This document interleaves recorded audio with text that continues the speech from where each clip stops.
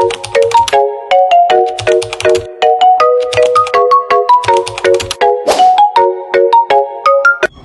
day everyone! Today, our report is about my responsibility as a media consumer and my responsibility as a media producer. So, ininak topic, continuation la ini sa report ni Ben, which is, ang topic niya is responsible use of media and information. So this is my topic, my responsibility as a media consumer and my responsibility as a media producer.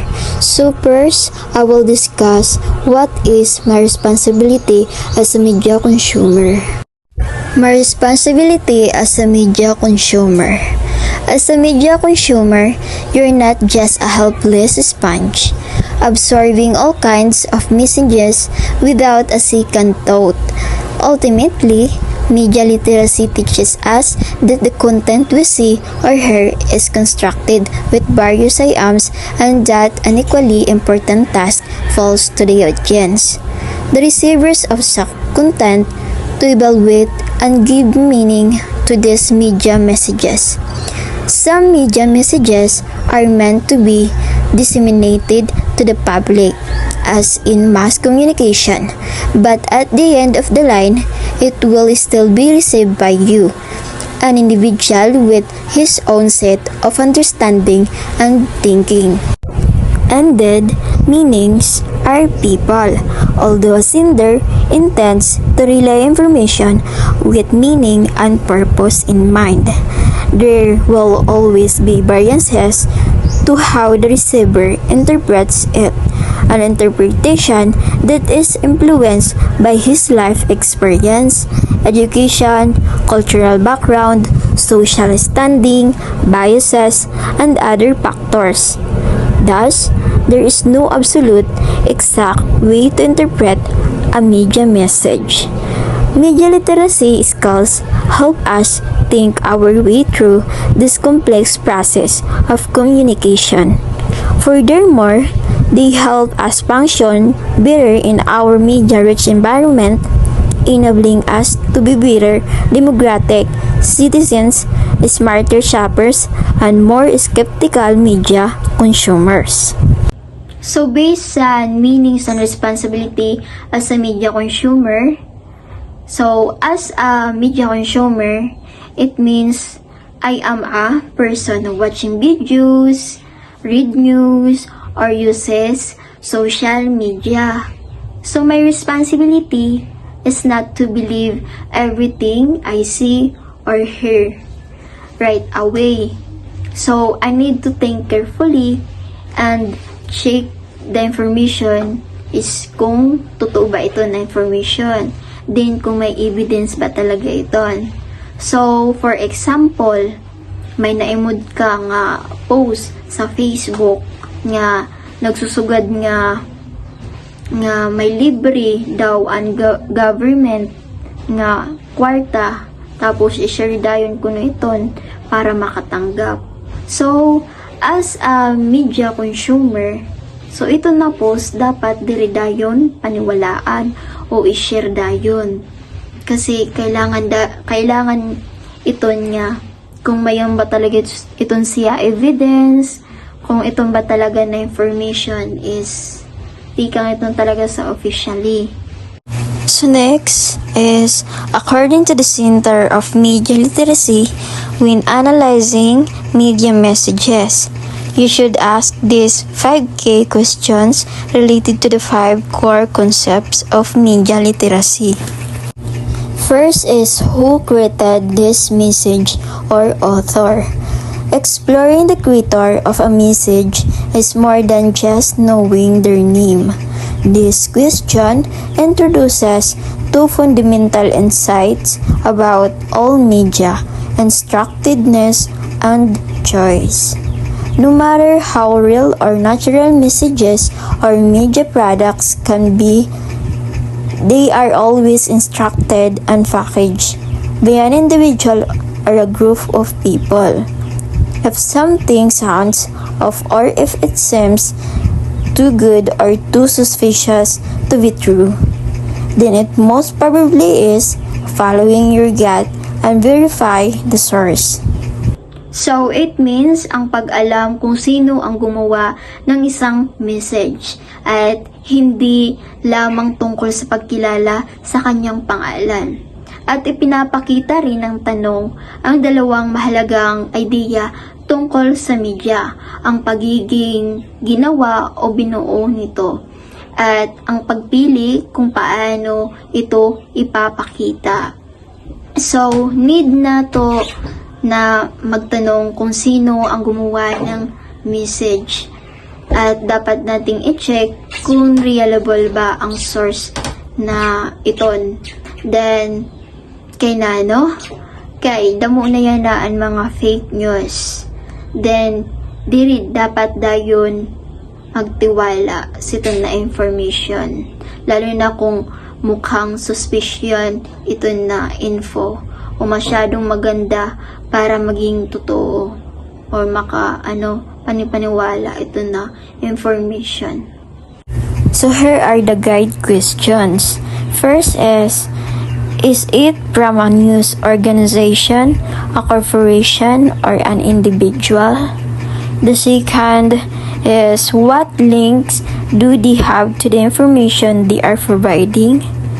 The third is if the author claims something to be true, does he or she have the expertise and background to claim such? Consider who is presenting the information and evaluate its credibility. So, sa guide question man, for example, sa number 1, yung kanay-mood na balita about sa Baguio. Then, ito na information nga na-emote mo sa balita is kung galing man ito siya sa official news page o kilalang news organization, mas mapagkakatiwalaan ito siya.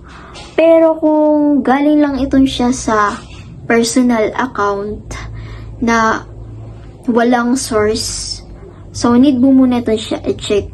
Then, kung mapagkakatiwalaan ba ito siya, then bago mo siya i-share. So, yon. So, sa number 2 man, for example, yung sa'yo na company, then nag-post sila sa Aero product. Ang nakabutang dito, pinaka-epektibo sa lahat kuno Aero product. So, natural na susugaron nito nira na ito na Aero product. Kay sira nagbebenta or sira nag-endorse ito na mga product. So, ito, kailangan mo muna aramon kung itong ba is reliable reviews ba ito or may evidence ba ito na sumusuporta sa era claim. Then, yun. So, sa number 3, for example naman, mayon naghatag health tips online about gamot, sakit. Then, kung ito nagbabagaw as doctor man o official kuan man ito siya, professional health, then, iton, mas credible iton. Pero kung ang nagsugad siton, ordinaryong tao laliwat, is, tos waray liwat ko ang medical background. So, dapat kadayon mag-ingat, then, maghanap ka liwat sin reliable na sources para kasi itong tumuod sa era. The second is what creative techniques are used to attract my attention or format. So looking at the format of a media message means analyzing the way it is constructed. The creative components that are used in putting it together, words, music, color, movements, camera angle, and many more. Most media tools and outlets use creative techniques, images, videos to grab people's attention. However, you should note how these factors influence you in receiving the message. So, it means kapag giniimod ta ang format sa media message, sinusuri natin kung paano ginawa ang mensahe. So, tulad ng salita, musika, kulay, galaw, at ang gulo ng kamera. So, ginagamitan ito ng TV, social media, at iba pang platforms. Ang mga ito para makuha ang aton atensyon or man ang mga audience. Din mahalaga ring pansinin kung paano tayo naapektuhan ng mga elementong ito sa pagkaintinding sa sayo na mensahe. So, for example, yon sayo na news video tungkol sa Baguio. Then, sinasabi dito sa reporter na malakas na bagyo daw. Then, yaon, may tense na musika at madilim na ulap sa video. Then, close up ang kamera sa mga taong naghahanda o nasirang bahay. So, kaya mahalaga liwat na maaramkit na kung paano ginagamit ang mga techniques para mas maintindihan ang sayo na mensahe. So, nito talaga pinaka-importante ito na mga techniques para maintindihan dayon ang sayo na mensahe. Because so much of today's content, even news, is presented to us visually, it is essential that audience learn the basics of multimedia communication and how the use of these techniques influences the various meanings we can take away from a message. So the guide questions first is, does the message include persuasive elements to convince you its story is true? The second is the footage overly graphic or designed to provoke a specific reaction?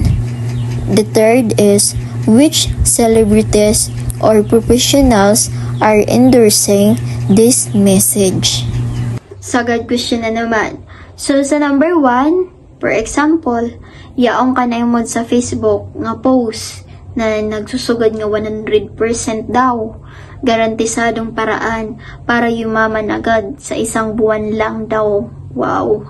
So, ito na iragin gamit na sa post ang mga words like sa 100% na guaranteed para makumbinsi o maniwala dayon kahit na walang evidence. So, dapat suriin mo dayon kung totoo ba talaga itong siya na 100% guaranteed sa isang buwan. Wow! So, to. Then, for example na naman sa number 2, sa question 2, mayong news video about sa accident na nagpapakita na duguan, tapos ang iya sarakyan is wakay-wakay na. Then, ginawa ito para maramdaman taba na kung matakot kit or maawa, ganon.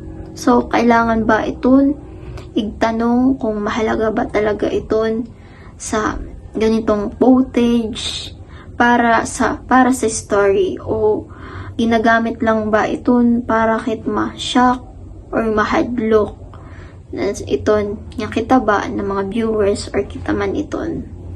Yan. Then sa example number 3 naman, sa question 3, for example, mayon ang advertisement na isa skincare na product. So, ginsusugad nga to sa actress. Ito ang pinaka-effective na cream sa lahat. So, dapat mong alamin muna kung iton ba na product is totoo ba iton. Kung pagsubok mo ba iton na cream na product is sa dayon, effective ba itong dayon. So, dapat araman mo dayon ito sa mga previews iton na product kung totoo ba iton talaga. Damo na iton ba nag-value ng mga consumer. The third is how might other people understand this message differently than me or audience.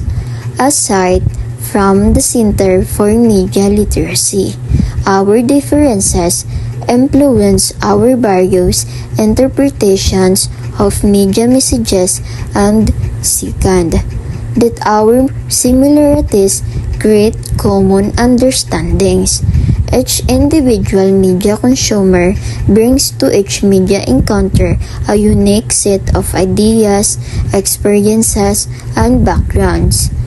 These factors influence how you understand and interpret the media you consume. As you recognize this fact, you are able to build respect and understanding of differing opinions as well as evaluate the validity of these differing perspectives. Guide questions. First is imagine yourself in another's shoes. Would someone of the opposite gender feel the same way as you do about these messages? The second is how might someone of a different race or nationality feel about it?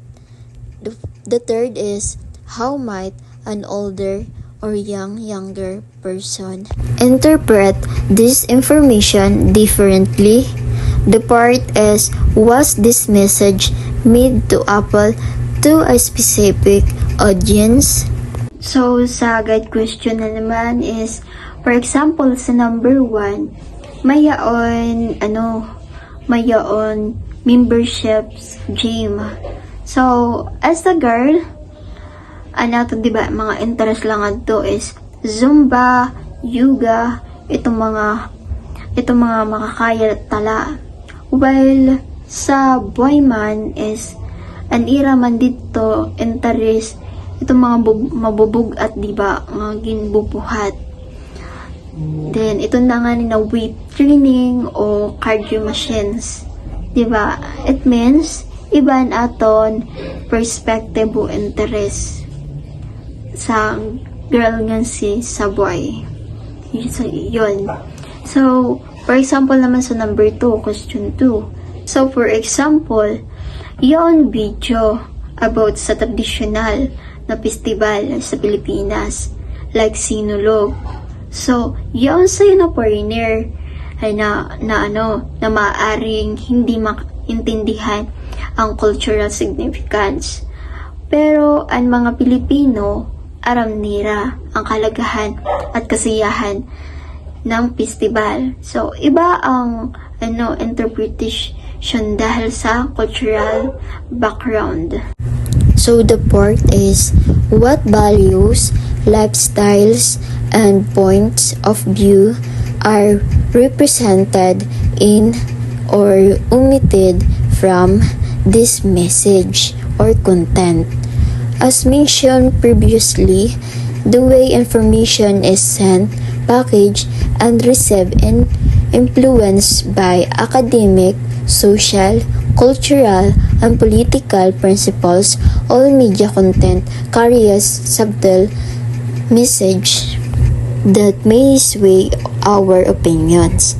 Even content providers that try to present information objectively can have an unconscious slant. So, it means hindi lahat ng media message ay kumpleto ang ipinapakita. May mga values at pananaw na pinipili lamang na ipakita. So, mahalaga liwat na maging mapanuri tayo bilang media consumer. So, for example, sa social media post, mayaon sa'yo na influencer na laging nagpapakita ng perfect life. Like travel, branded clothes, at happy moments. So, iyaging papaimod lamang sa iya lifestyle is lagi lang siya masaya, tapos wala problema. Pero, ang iya omitted talaga. Diri siya nagpapaimod sa iya mga struggles, tapos challenges sa iya totoo na buhay. If the audience are literate enough to question and reasonably identify both obvious and hidden embedded values in media content, whether in news or entertainment, they are more likely to be much more skilled in decoding a media message. So the God questions is, first is, what ideas or values are being sold to us in this message? So the second is, what are the political ideas communicated in the message? Economic ideas. The third is, what ideas or perspectives are left out? How would you find what's missing? The fourth is, what judgments or statements are made? The fifth is, why is this message being sent or purpose? Examining the purpose of a message uncovers how it may have been influenced by money, ego, or ideology, and gives you knowledge on how to interpret and respond to a message appropriately. So the guide questions is, who's in control of the creation and transmission of this message? Why are they sending it? How do you know? Who profits from this message? Who pays for it? Who is served by or benefits from the message? The public, or private interests, or individuals, or institutions. One of the greatest challenges today in an information-filled era is the proliferation of fake news, or articles that contain false information with the deliberate intention to mislead or deceive the audience. What is more dangerous is how disinformation easily spreads through social media with just a few clicks. Although tricky, these articles are not impossible to spot. Social news network Rappelier has created a quick guide on how to check if an article is fake. Check the infographic on the next page. So here are the 6 ways to check if an article is fake. So, ang una, check the source. Is the source known for its reliability? So, i-check mo muna ang source kung kilala ba ang pinanggalingan ng balita bilang mapagkakatiwalaan ba itong siya. So, pangduwa, read beyond the headline. Does the article progress logically? Does the story have context? So, basahan mo na ang headline, then kung maayos bang umuusad ang article. Then kung may sapat ba bang laman at detalyado ba ang kwento nito na iyaging kukuan. Then the third is check for exaggerated language. Does it use words that I am to upset or enrage? So, imurun mo muna ang pananalita. Kung gumagamit ba ito ng mga salitang naglalayong magalit, matakot, o maemosyon ang mambabasa. So, yun. So, the fourth is check if data and story is backed up by experts. Did they get their information from a reliable authority? So, suriin mo na kung suportado ba ang eksperto sa mga datos. So, galing ba ang impormasyon sa mga eksperto o mapagkakatiwala ang mga autoridad ba itong siya talaga? So, the fifth is, check the date. Is it an old story shared to spread out-to-date information? So, i-check mo muna ang date. Kung luma na bang balita na muling ibabahagi, kaya naging mali o hindi na papanahong mga information. Kung old na ba ito siya ng mga information. So, the 6 is cross-check with reliable sources. Do other well-known and credible media outlets have the same story. So, it means kung ikumpara sa ibang mapagkakatiwalaan na source. Then, kung mayroon ba itong kapareho nga balita na mula sa ibang kakilala. Then, sa mga credible media outlets ba itong talaga siya. So, yun yung the six ways to check if an article is fake. Kung fake ba talaga ito na article. So next is my responsibility as a media producer. In the communication process, an individual may also be a producer of messages or content. So what is your role as a media producer? Let's start with how is it defined. In its most technical meaning, media producers are described as people who oversee media projects like films, TV shows, etc. from conception to completion, and may also be involved in the marketing and distribution process. Gonzalez, 2016. However, throughout the years, the term has evolved to take in those who contribute intellectual or creative content through and in media, even including your Facebook posts, tweets, Instagram, photos, or blogs. Simply put, into this context, media producers are people who are capable of creating and sharing information through a media channel that includes you. Technological advances in the digital age give tons of people access to tools for communication and media creation.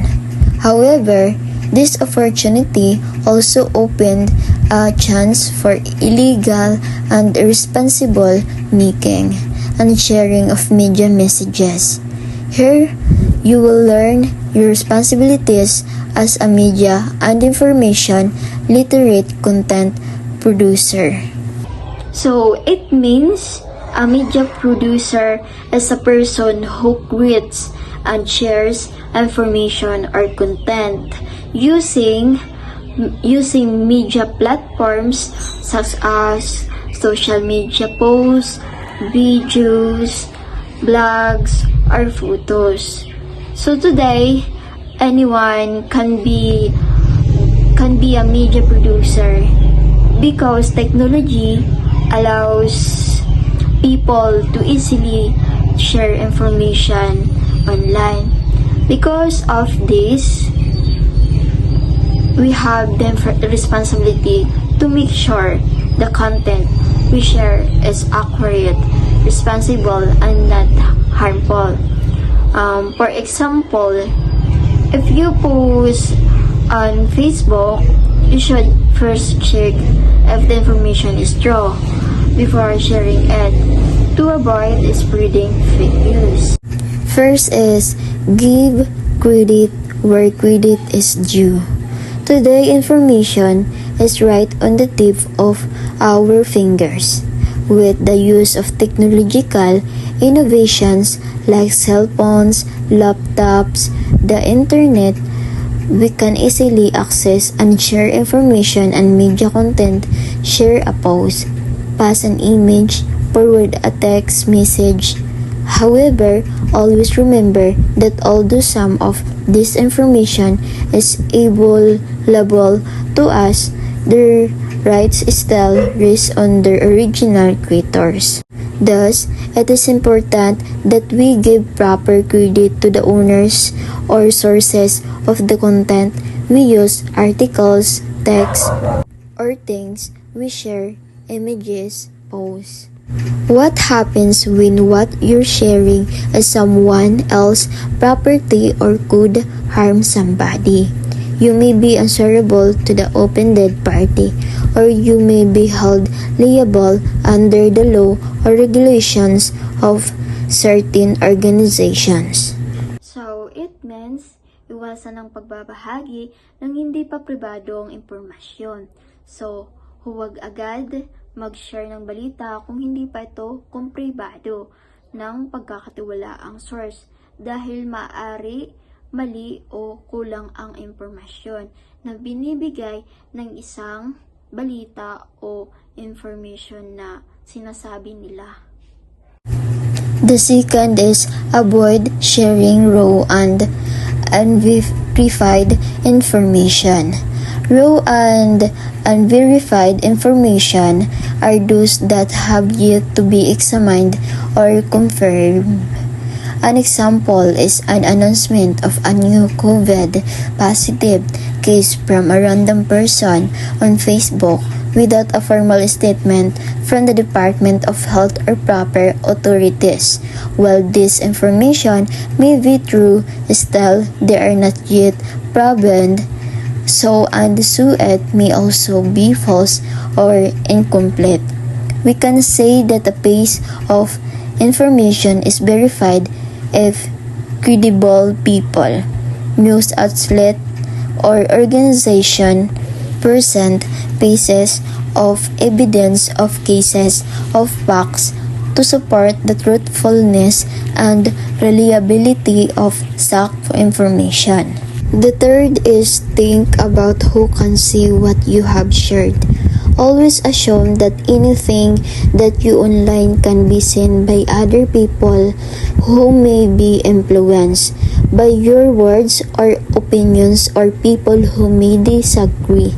Moreover, always be aware of your messages may be interpreted. So before sending that message or posting that status, evaluate how you constructed and packaged your message and ask yourself, will your intended receiver or audience understand this message the way I want them to?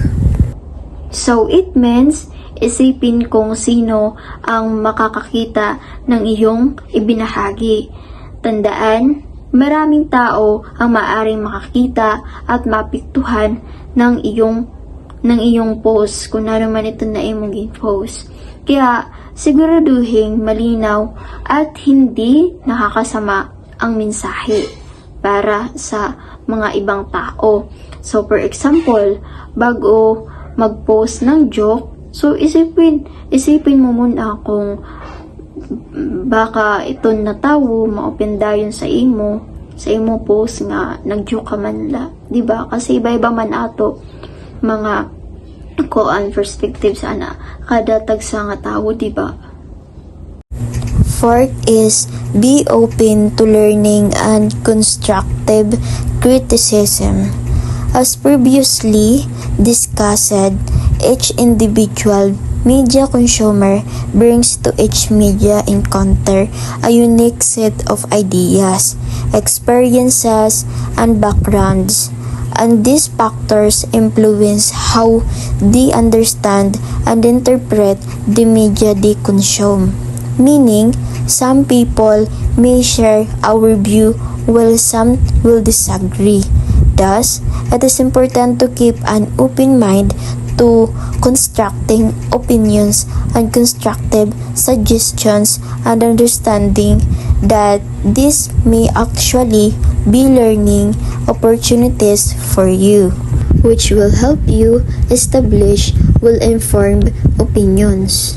So it means maging bukas sa pagkakatoo at kritisismo.